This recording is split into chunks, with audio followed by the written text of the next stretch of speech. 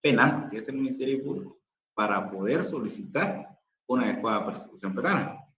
Entonces, nos indica, para su persecución por el órgano acusador del Estado, del Ministerio Público, dependerá de instancia particular, salvo cuando medie razones de interés público, los delitos siguientes. Y es muy importante esta salvedad, salvo cuando medie razones de interés público, porque aún siendo acción pública de instancia particular o estando comprendido en la acción privada, si el interés público o la víctima o agraviado es el Estado, esa acción pública puede convertirse en esa acción privada puede convertirse en acción pública. O esta acción pública independiente de instancia particular puede ser ejercitada únicamente como acción pública, sin necesidad de instancia particular. ¿Y en qué caso podría ocurrir acá? Pues cuando existiera como agraviado o como víctima el Estado. En el caso, por ejemplo, de estafa mediante cheque, que se hiciera un pago al Estado por alguna circunstancia, al azar, o alguna dependencia en la cual se ha otorgado un beneficio para poder realizar un pago. Ocurren varios. Pero, por ejemplo, cuando se realiza, bueno, no todas las dependencias lo aceptan, pero sí, en las dependencias que sí acepten un pago mediante cheque. Si el defraudado es el Estado, ese ejercicio de la acción puede convertirse en acción pública. Entonces, siempre que el Estado sea el agraviado o la víctima, pues entonces sí podrá ejercitarse de esta forma. Y entonces regresamos al 24 ter. Salvo que medie razón de interés público, los delitos siguientes. Primero, encontramos las lesiones leves, culposas y contagio benéfico. 2. Negación de asistencia económica, incumplimiento de deberes de asistencia, aunque este delito fue declarado inconstitucional por sentencia de la Corte Inconstitucional el 9 de diciembre de 2002, mediante el expediente que figura en pantalla, 190-2001. Ahora, fue declarado inconstitucional su persecución a través de la dependencia de instancia particular, pero la persecución del delito sí está vigente. 3. Las amenazas, el allanamiento de morada. 4. El estupro, incesto, abusos deshonestos y violación cuando la víctima fuere mayor de 18 años. Igual, el delito de estupro en la actualidad pues no está, pero la persecución penal se puede ejercitar aunque el delito no esté, porque violación sí en la actualidad está. Mutaron esos delitos ahora para realizar una persecución penal más adecuada.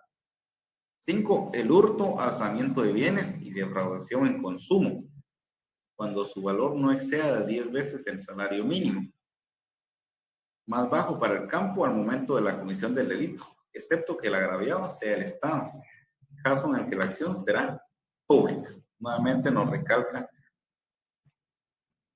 esa condición, que la acción, que el agraviado sea el Estado.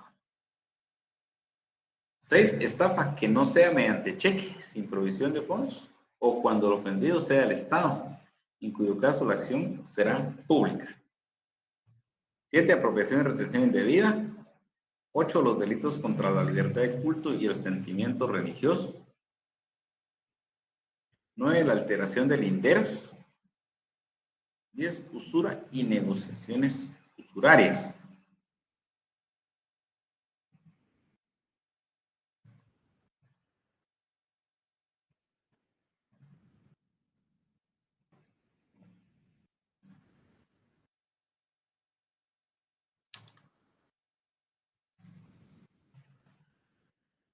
Bien, entonces llegamos al artículo 24 bis, que nos indica lo siguiente. Artículo 24 bis. Serán, acción pública, serán perseguibles de oficio por el Ministerio Público en representación de la sociedad todos los delitos de acción pública, excepto los delitos contra la seguridad de tránsito y aquellos cuya sanción principal sea la pena de multa, que serán tramitados y resueltos por denuncia de autoridad competente, conforme al juicio de falta que establece este. A excepción de estos delitos contra la seguridad de tránsito, todos los delitos de acción pública. Y entonces debemos entender de forma excluyente que si no figuran dentro de los delitos comprendidos en el artículo 24.4, tampoco dentro de los delitos contenidos en el artículo 24.3, todos los demás delitos, a excepción de los delitos contra la seguridad de tránsito, estos entonces van a tener intervención del Ministerio Público en el ejercicio de la acción pública y por lo tanto en el ejercicio de la persecución penal.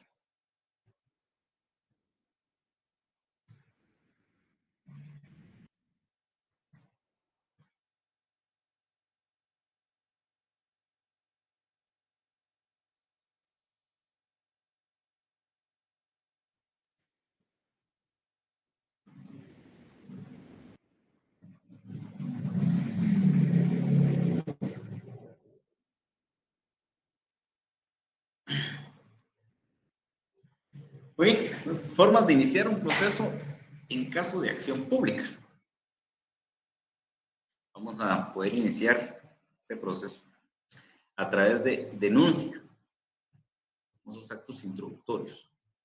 Fundamento de la denuncia, artículo 297 del Código Procesal Penal. A través de la denuncia obligatoria,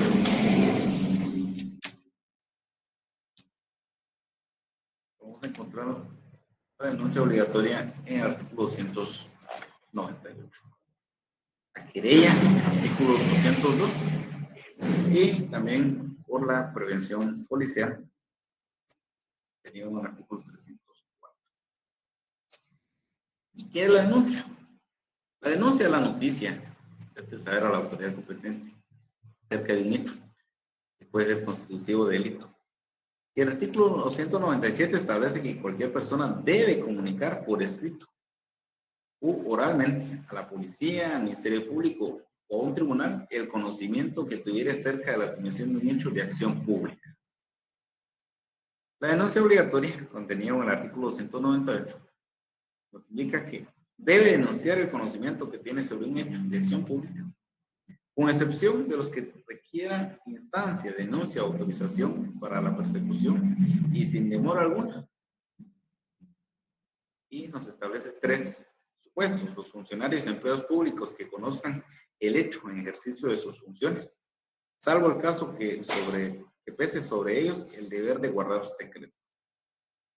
Quien ejerza el arte de curar y conozca el hecho en ejercicio de su profesión o oficio, cuando se trata de delitos contra la vida o la integridad corporal de las personas, con la excepción específica en el inciso anterior. Y quienes por disposición de la ley o por autoridad o por un acto jurídico tuviere en su cargo el manejo, la administración, el cuidado o el control de los bienes o intereses de una institución, entidad o persona respecto al delito cometido en su cargo. Bien, entonces la denuncia también, en algunos casos, tal y como lo establece el artículo 367 del Código Procesal, le vamos a denominar certificación de lo conducido. La querella es una denuncia técnica, lleva lineamientos y requisitos muy claros que lleva al auxilio de un profesional del derecho. Lo regula el artículo 302, indica que toda querella se presentará por escrito ante el juez que controla la investigación y deberá contener, que aparecen una serie de requisitos, que son 8 requisitos, los que se deben de cumplir. Y la prevención policial, contenido en el artículo 304, indica que los funcionarios y agentes policiales que tengan noticia de un hecho punible, perseguible de oficio, informarán enseguida detalladamente al Ministerio Público. Esto lo vamos a llamar prevención policial. Formas de iniciar un proceso en caso de acción pública que dependa de instancia particular. Se puede iniciar a través de la denuncia o la querella. Formas de iniciar un proceso en caso de acción pública que dependa de autorización estatal. A ver, vamos a leer una pregunta.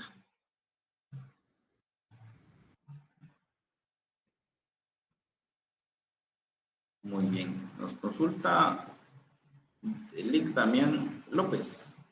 ¿Cuáles son los delitos que requieran autorización estatal? Bien.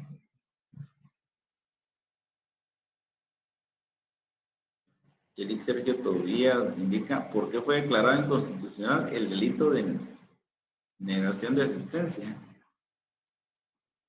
Así, no fue declarado inconstitucional el delito. El régimen de acción fue el que fue declarado inconstitucional. El régimen de acción entonces cambia. Si no está comprendido de forma, pues hacemos el análisis de forma excluyente, discriminatoria. Si no está comprendido en acción privada, si no está comprendido en acción pública que dependa de autorización estatal, necesariamente corresponde al régimen de acción pública, pero no es el delito, sino el régimen de acción es el que fue declarado inconstitucional. En relación a lo que pregunta también López, ¿cuáles serían los delitos que requieran autorización estatal?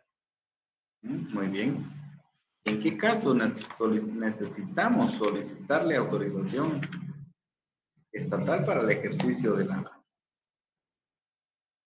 el ejercicio de la acción?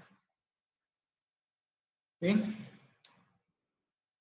Indica el artículo 24, en el último párrafo. Para los casos en que se requiera autorización estatal para el inicio de la acción penal, el Ministerio Público procederá como se establece en este código para el trámite del antejuicio. Y entonces el antejuicio es un derecho preferente que poseen ciertos funcionarios que el mismo Estado les ha otorgado como una forma de protección ante denuncias espurias, maliciosas, denuncias rencorosas. El Estado protegiendo a sus mismos funcionarios, al mismo andamiaje estatal, para que la actividad estatal no se vea afectada. Les protege de esta forma a sus funcionarios, evitando que cualquier persona le coloque una denuncia al funcionario y se inicie persecución penal. Y entonces el ejercicio de la acción penal pública, dependiente de instancia particular o que requiera autorización estatal, corresponde específicamente al trámite del antejuicio que se realiza, que previo a formación de causa penal, un juez distinto al que conoce como juez contralor, pues declare que sí hay lugar a formación de causa contra un funcionario. A eso se refiere la autorización estatal, pero puede ser para los delitos en el cual se pretenda perseguir a los funcionarios públicos.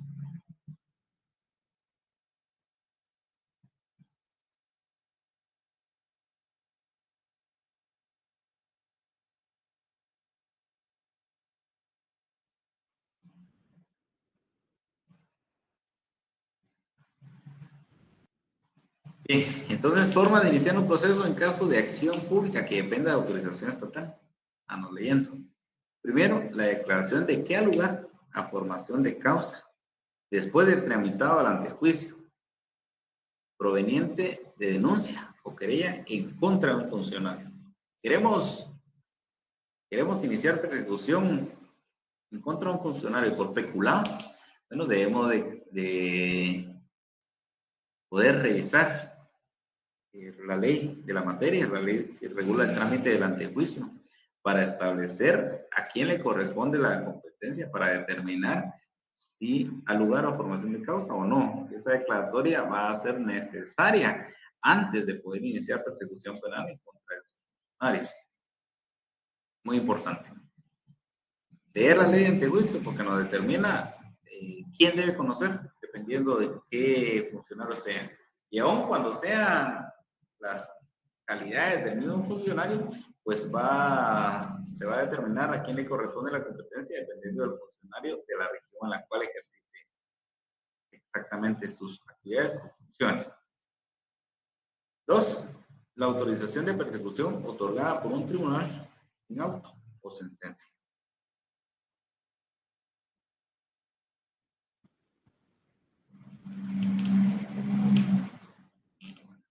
Continuamos. Forma de iniciar un proceso en caso de acción pública por acción privada.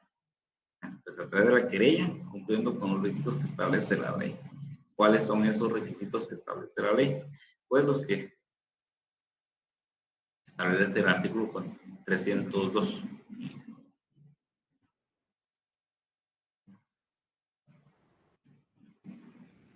Bien. Entonces, llegamos a otro apartado muy importante en este tema. Son las partes en el proceso penal. ¿Quiénes son las partes? Integran o que van a figurar dentro del proceso penal automático. En algunas ocasiones pues hemos confundido y le llamamos partes a todos los que intervienen dentro del proceso, pero la realidad está muy alejada de ella. Entonces, ¿cómo definimos quién es parte? ¿O quién vamos a considerar como parte dentro del proceso penal? Veamos entonces quiénes tienen un interés directo sobre el asunto. Perdón. Cuando se inicia un proceso penal, va a haber alguien que ejercite una pretensión, calidad de agraviado o de víctima. Y va a existir una persona también que le corresponderá ejercitar todas sus facultades para poder defenderse y negar esta pretensión, a fin de que sea declarada la pretensión de él, que consiste en negar la responsabilidad que se le imputa. Y entonces las partes están claramente definidas. Hay una que ataca y hay una que se defiende. Las partes van a tener un interés directo en la resolución de este conflicto. Se cuenta que van a estar claramente definidas las partes. Como víctima o agraviado y como sindicado o procesado, dependiendo del momento procesal en el cual nos encontremos. Estas dos partes van a ser las que claramente se distingan dentro del proceso penal. Van a existir en el diligenciamiento del proceso penal otras personas, otros van a intervenir, pero no van a intervenir con esta misma calidad.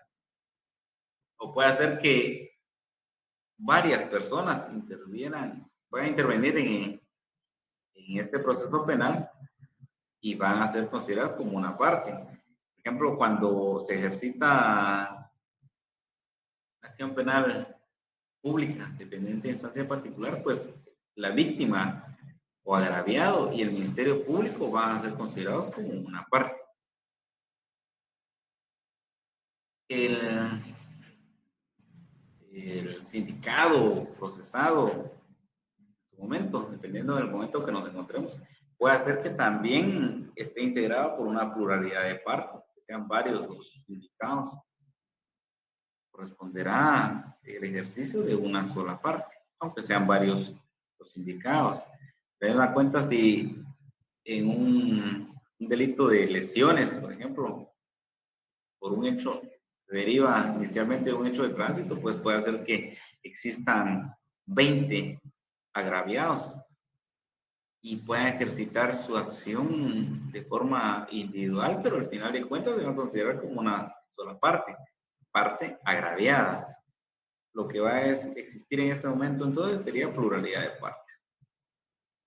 O puede ser que en algún momento exista la necesidad de llamar al proceso a otras personas que inicialmente no eran consideradas como partes y que las podamos incluir como terceros, pero al final tendrán que tomar una postura y definirse como partes, no de forma voluntaria, sino conforme las circunstancias y vicisitudes del proceso.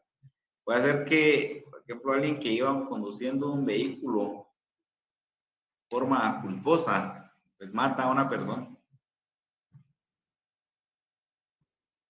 Si no tiene la solvencia para poder resarcir este daño, pues entonces, y él no es el titular del vehículo, entonces tenemos que llamar a un tercero al proceso, para que intervenga en el proceso, no como sindicado, pero sí como parte, porque al final de cuentas la responsabilidad civil sí le corresponderá. Entonces, siempre que tenga un interés directo sobre la resolución de este conflicto o de este proceso, pues será considerado como una de las partes. Y acá nos corresponde también hablar acerca del decreto 21-2016, que contempla la ley orgánica del Instituto para la Asistencia y Atención a la Víctima del Delito. Y esto como resultado de lo que establece el artículo 5 del Código Procesal Penal, en el cual se indica fines del proceso. Y nos indica que el proceso penal tiene por objeto la averiguación de un hecho señalado como delito o falta, y la circunstancia en la que pudo ser cometido, el establecimiento de la posible participación del sindicado y el pronunciamiento de la sentencia respectiva y la ejecución de la misma. Hasta ahí llegamos bien con los fines del proceso penal, porque a esto debe responder el proceso penal. Primero, establecer si la denuncia es constitutivo de delito o falta. Se puede establecer cómo se cometió, cuáles son las circunstancias. Si efectivamente los sindicados tuvieron alguna participación, y de ser así, el pronunciamiento de la sentencia para imponer una pena como legítima consecuencia del delito. Y si ha impuesto la pena, es necesario ejecutar la misma. Ahora, existen en el segundo párrafo dos figuras muy importantes: la víctima o el agraviado y el imputado, como sujetos procesales, tienen derecho a la tutela judicial efectiva. Es decir, se le da reconocimiento necesario por parte del Estado para velar por efectivamente sus derechos humanos, por los derechos que le asisten y le corresponden durante la sustanciación del proceso. Y eso le vamos a denominar una tutela judicial efectiva. El procedimiento por aplicación del principio del debido proceso debe responder a las legítimas pretensiones de ambos. La víctima o agraviado a solicitar la reparación digna y el imputado, su pretensión sería negar los hechos y velar por el estricto respeto a sus derechos. Y entonces, al inicio se le daba una importancia necesaria, y así debe seguir siendo, al imputado, porque se creó el Instituto Público de la Defensa Penal. Esto con el fin de poder brindarle la atención debida al sindicado, velando por el estricto respeto a sus derechos y garantías procesales. Pero se había descuidado también a la víctima como sujeto al cual se le ha sido afectado por la comisión de un hecho calificado como delito. Y entonces, la ley orgánica del Instituto para la Asistencia y Atención a la Víctima establece en el artículo 2 sujetos de la aplicación. El Instituto de la Víctima atenderá a las víctimas que describe el artículo 117 del Código Procesal Penal. Decreto número 51-92 del Congreso de la República, con especial interés en las víctimas directas afectadas. Entonces, ¿qué establece el Código Procesal Penal?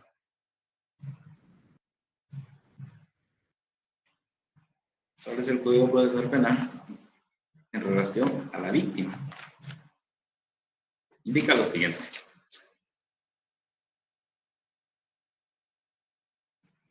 Artículo 117. Agraviado. Este código denominará agraviado. 1.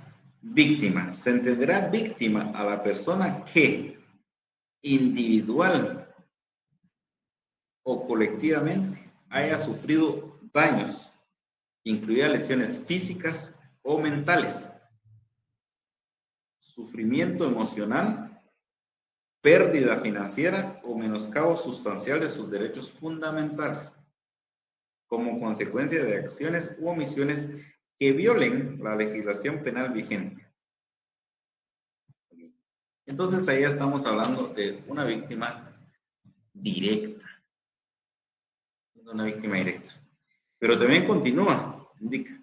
Se incluye además, en su caso, al cónyuge, a los familiares y dependientes inmediatos de la víctima directa y o a personas que convivan con ella al momento de cometerse el delito, y a las personas que hayan sufrido daño al intervenir para asistir a la víctima en peligro o para prevenir su victimización. Entonces estamos hablando en este caso de una víctima directamente cercana. Y también cuando habla y a las personas que hayan sufrido daños al intervenir para asistir a la víctima en peligro o para prevenir su victimización, estamos hablando de una víctima totalmente distinta, pero que al final de cuentas sí puede encuadrarse a estas personas dentro de la categoría de víctima. Entonces este instituto ya realce y considera necesario la asistencia a la víctima por considerarla una parte importante dentro del proceso penal, lo cual viene en una asistencia y asesoría de las que brinda este instituto.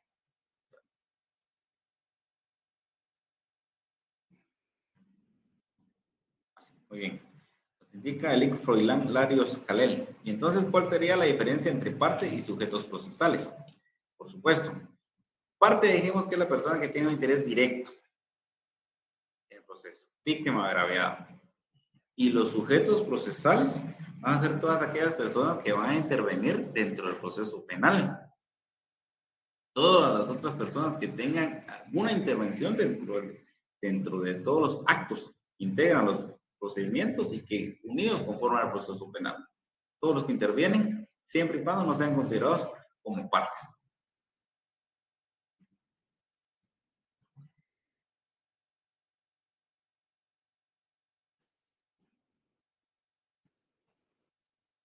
Buenas tardes. El MP es un sujeto, entonces.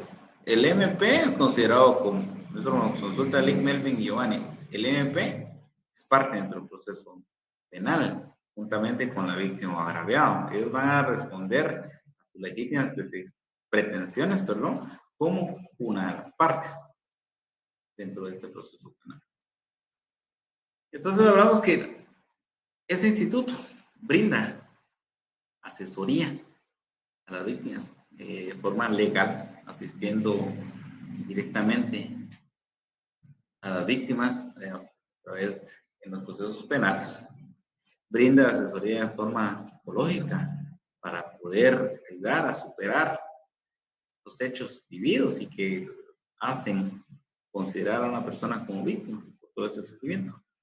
Y también una sección de asesoría en trabajo social para poder reincorporarse y volver a ser productivo dentro de la sociedad, no teniendo secuelas de las acciones o de los hechos que son considerados como delitos y que le han afectado directamente a la vida.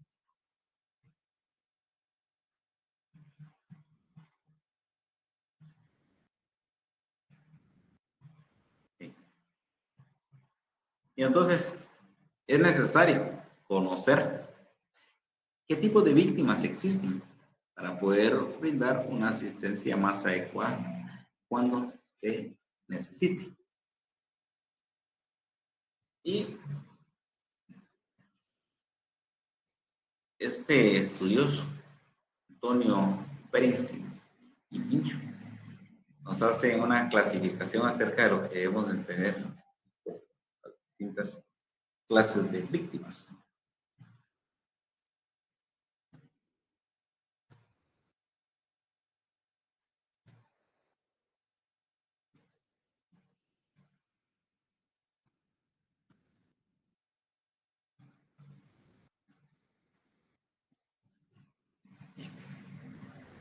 Y entonces nos indica que existe primero una víctima denominada víctima precipitadora o completamente culpable.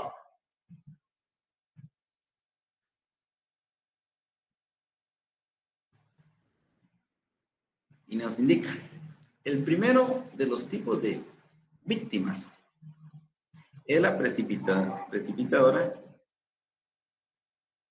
o completamente culpable. Corresponde a los casos en que una persona es objeto de algún daño en una situación riesgosa que ella misma genera. En este caso, la víctima tiene una participación muy activa en el delito o perjuicio que luego recae sobre su persona.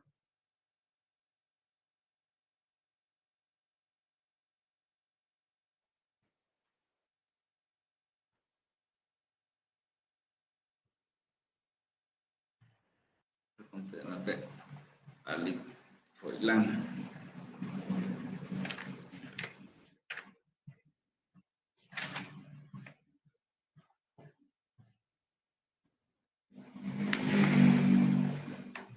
Indica. Entonces, todos los que no figuran en el artículo 14, segundo párrafo de la Constitución, pero tienen alguna intervención en el proceso, son considerados sujetos procesales. Indica. El detenido, el ofendido, el Ministerio Público y los abogados que hayan sido designados por los interesados en forma verbal o escrita tienen derecho de conocer personalmente las actuaciones, documentos y diligencias penales sin reserva alguna y en forma inmediata.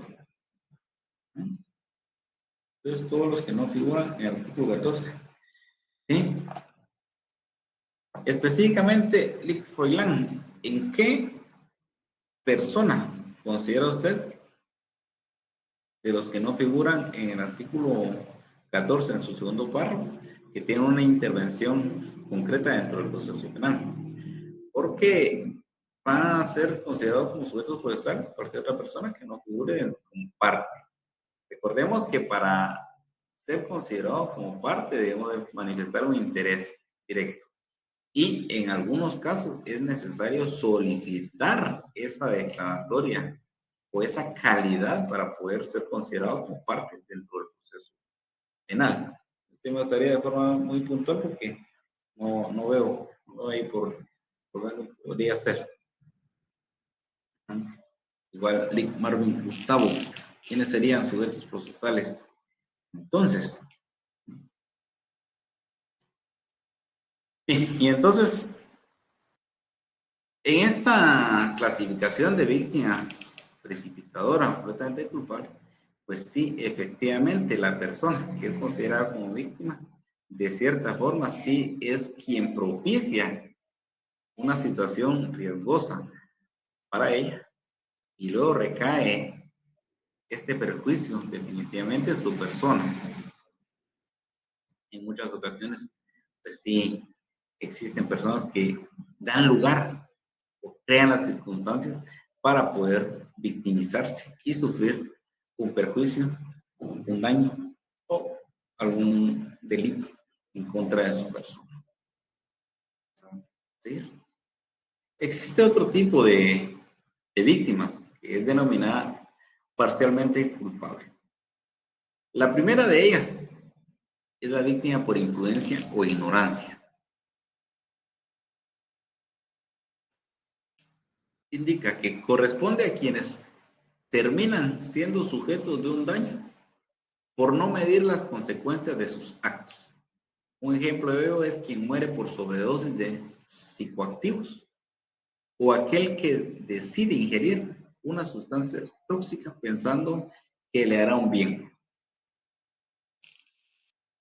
Y entonces, hay delitos que contempla la ley de narcoactividad, en el cual podríamos considerar que las víctimas al final de cuentas son las que conocemos como víctimas que se autoflagelan, consumiendo sustancias tóxicas que al final de cuentas podrían afectarles directamente a ellos, en algunos casos, por supuesto.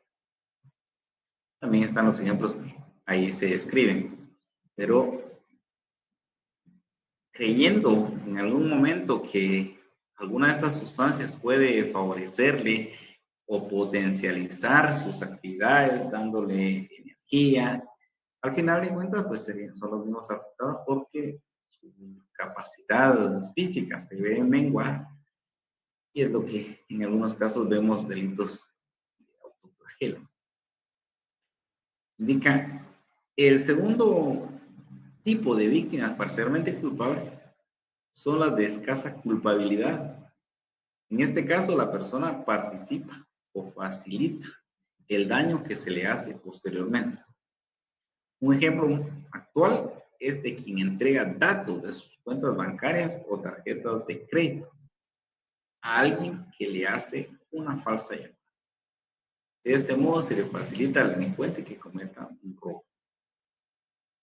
Para todos los que hacen recargas telefónicas porque les informan que se han ganado un vehículo de modelo reciente en una rifa que nunca han participado, o en algunos casos cuando piensan que uno vende pizzas o algo parecido, que le llaman de un número de 4 dígitos, cuestiones así, en los cuales se les solicita que entregue el PIN de su tarjeta de crédito o de su tarjeta de débito.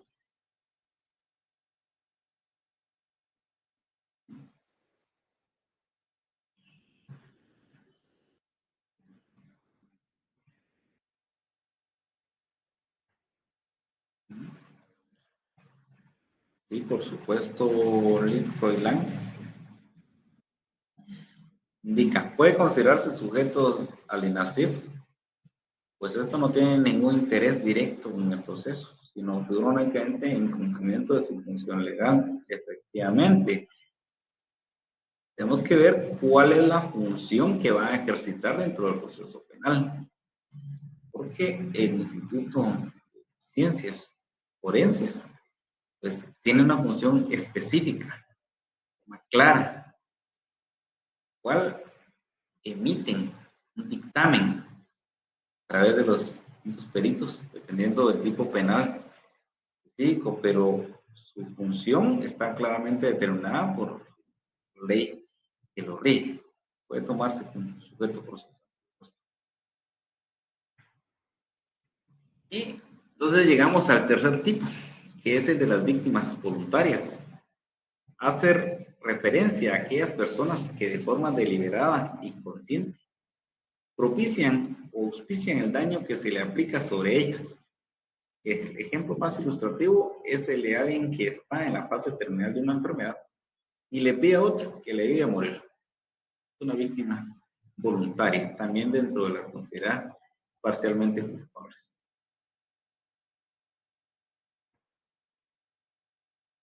Bien, existe otra víctima, denominada ideal, y uno de los tipos de víctimas. La llamada víctima ideal o víctima completamente inculpable es aquella que no tiene ninguna participación en los hechos que le causan un daño. Es decir, no facilita nada, no propicia circunstancias para que pueda hacer dañada a esta persona. Por eso se le llama ideal, ya que es el prototipo de quien sufre un perjuicio sin haber propiciado, facilitado o promovido de ninguna manera el mismo. Ejemplo de estos tipos de víctimas son quienes salen heridos en un atentado terrorista, quienes están en un lugar en el cual cometen un asalto. La víctima que está en un lugar en el momento equivocado, cuando existe una balacera y se resulta lesionado, no han dado en ningún lugar ni han propiciado las circunstancias para salir afectado. Simplemente estaba ahí por azar, pero sufre un grave daño. Otro ejemplo es de alguien que ha sido privado del conocimiento y esas condiciones es robado o abusado.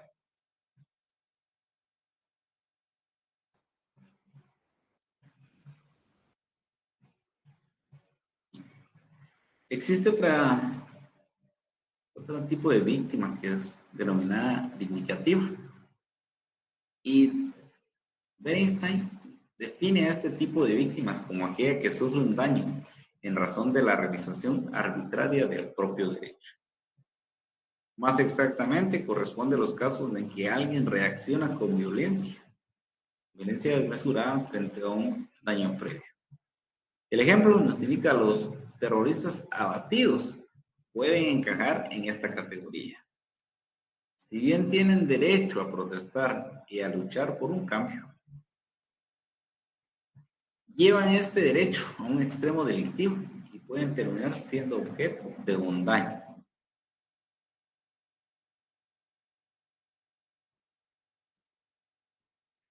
Llegamos a otro tipo de víctima, la víctima llamada protagonista axiológica.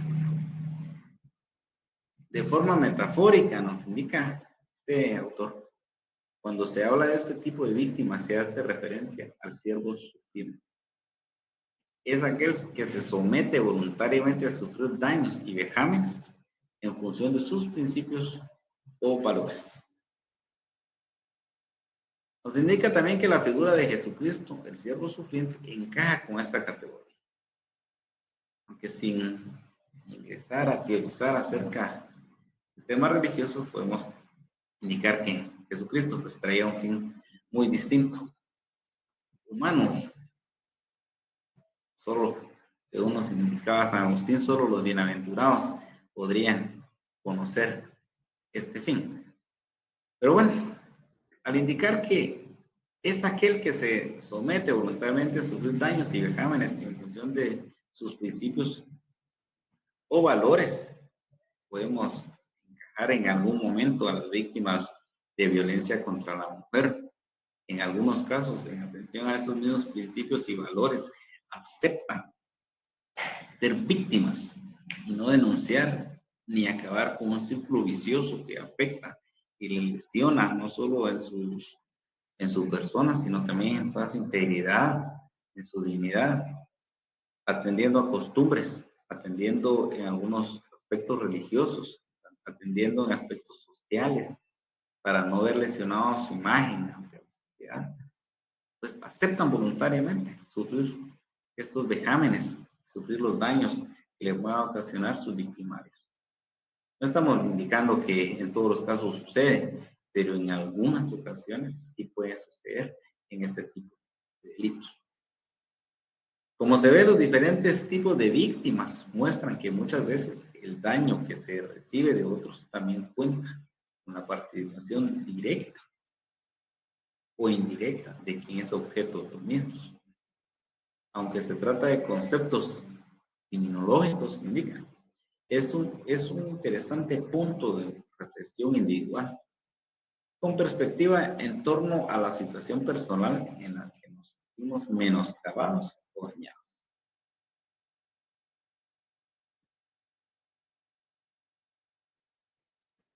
Muy bien, y entonces también, junto con el instituto, tiene como análisis la víctima, también debe analizarse en relación a lo que se refieren los daños. Y los daños puede definirse al daño como la disminución o el perjuicio que experimentan los intereses patrimoniales, beneficios o bienes jurídicos de una persona. Una categorización general de los daños hace que los clasifiquemos en dos. Clasificar en daños materiales y daños inmateriales, o morales. ¿Y por qué es importante el poder analizar en relación a los daños y a la víctima? Toda vez que el proceso penal va a responder a las pretensiones que tenga también la víctima o agraviado.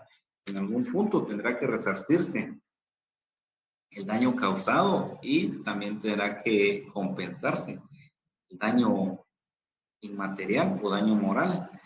Y es por eso que el artículo 124 establece derecho a la reparación digna para la víctima. Y nos indica este artículo que la reparación a que tiene derecho la víctima comprende la restauración del derecho afectado por el hecho delictivo, que inicia desde reconocer a la víctima como persona con todas sus circunstancias, como sujeto de derecho contra quien recayó la acción delictiva, hasta las alternativas disponibles para su reincorporación social a fin de disfrutar o hacer uso de lo más pronto posible del derecho afectado, en la medida en que tal reparación sea humanamente posible. Y en su caso, la indemnización de los daños y perjuicios derivados de la comisión del delito. Para el ejercicio de este derecho debemos observarse las reglas siguientes. Y establecen las reglas que se deben observar, que son 5. Bien. Y entonces, los daños materiales constituyen la disminución o el perjuicio que experimenta una persona en su patrimonio. Esto en relación a los daños materiales. Y esto lo indica la Corte Interamericana de Derechos Humanos. Indica el daño material supone la pérdida o detrimento de los ingresos de la víctima, los gastos efectuados con motivo de los hechos y las consecuencias de carácter pecuniario que tengan un nexo causal con los hechos del caso subjudicio. Esto según la sentencia de las hermanas Serrano Cruz versus El Salvador, párrafo 150. Y al respecto, el derecho se ha categorizado dos clases de daños materiales: pérdida de ingresos y daños emergentes. El primero, denominado pérdida de ingresos, que es el lucro cesante. Y el segundo, el daño emergente. El lucro cesante, entonces, corresponderá a las rentas que se dejan de percibir como consecuencia de la comisión de un hecho delictivo. Es decir, la persona que sufre una lesión y queda imposibilitado para el ejercicio del trabajo por 3 meses. Pues no tendrá los ingresos, no podrá percibir los ingresos que su actividad laboral le permitía alcanzar. Ese lucro cesante, esa pérdida de ese beneficio económico como consecuencia del ejercicio de su actividad profesional, laboral o comercial, pues será denominado como lucro cesante. El daño emergente es aquel que se sufre como resultado de haber realizado una prestación o inversión colateral y como consecuencia de esa lesión tuvo que ser intervenido internado en un centro hospitalario, intervenido en una cirugía y haber desembolsado una cantidad de dinero para tratamiento médico, pues también ese será considerado como un daño emergente, porque tiene directamente en los nexos causales de ese mismo hecho.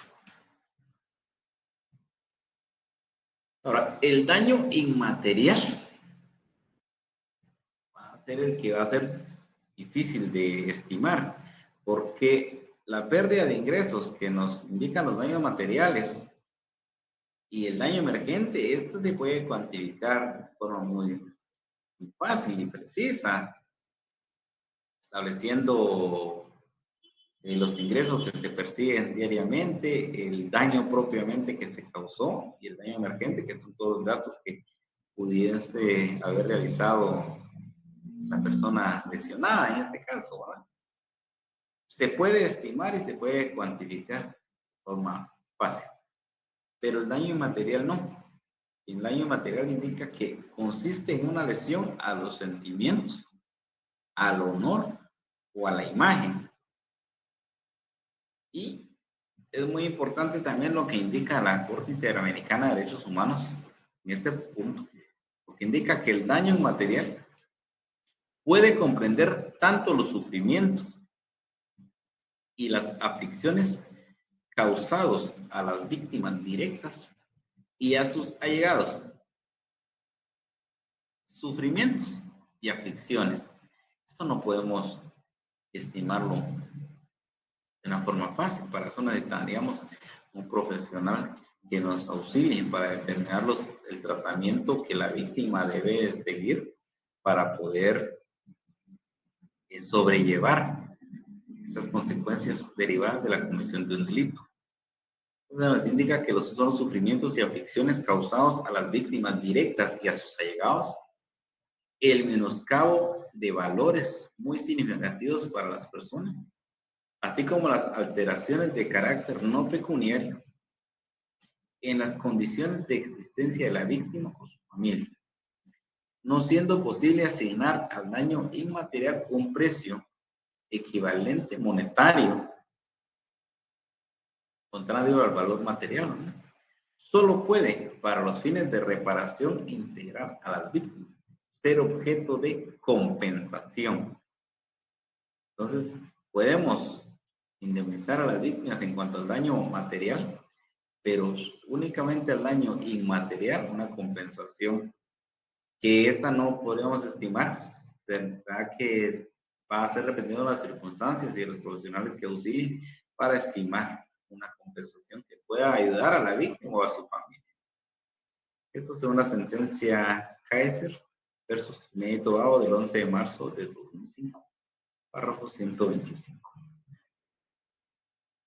Bien, en cuanto a las reparaciones que se puedan otorgar, la restituto integrum, o sea, de plena restitución, que la plena restitución se da cuando puede restablecerse las cosas al estado en que se encontraba antes del daño.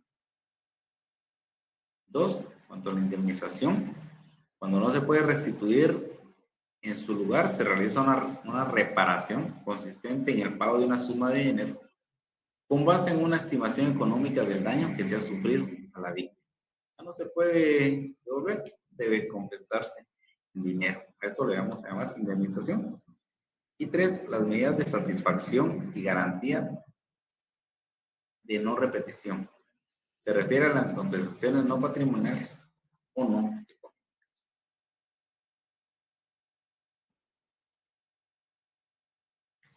Y entonces, habíamos hablado también de las partes en el proceso penal matemático, específicamente del sindicado y el agraviado, que en algunos casos pues, corresponderá al Ministerio Público también ser considerados como una de las partes dentro del proceso penal, porque este va a coadyuvar directamente a la víctima o agraviado. Bien. También es necesario hablar acerca de los auxiliares que intervinientes, según el artículo 141 del Código Procesal Penal, específicamente de los consultores técnicos, toda vez que el juez conoce de derecho, los profesionales que auxilian como abogados conocen también de derecho, ya sea como defensa técnica o como abogado director del agraviado, únicamente derecho. Entonces indica en ese artículo que si por las particularidades del caso alguna de las partes considera necesario ser asistida por un consultor en una ciencia, arte o técnica, lo propondrá al Ministerio Público o al tribunal, quien decidirá sobre la designación, según las reglas aplicables a los peritos, en lo pertinente, salvo que sean legalmente inhábiles conforme a este código. ¿Cuándo son legalmente inhábiles? Pues la misma ley establece cuándo son inhábiles.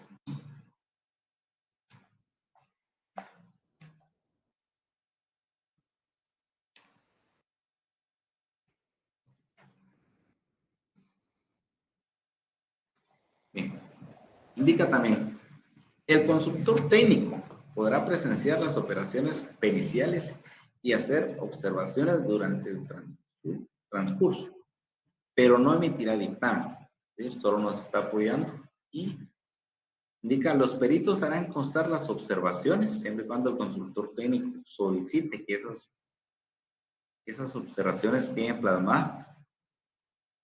Indica también que en los debates podrá acompañar a quienes asisten, interrogar directamente a los peritos, traductores o intérpretes y concluir sobre la prueba pericial, siempre bajo la dirección de quien lo propuso. Entonces, señores estudiantes, distinguidos profesionales, queridos colegas, es necesario que podamos entonces repasar la intimidad de nuestro hogar. El tema del día de hoy, estaré placido de poder contestar sus preguntas si es que así las hacen llegar. Sabemos que el tiempo está transcurriendo y ya únicamente nos quedan pocas semanas para poder completar este objetivo común, que es terminar de forma satisfactoria este proceso de formación. Distinguidos estudiantes, por su fina y amable atención, muchas gracias. Espero por saludarlos en la próxima sesión. Hasta pronto, que estén bien.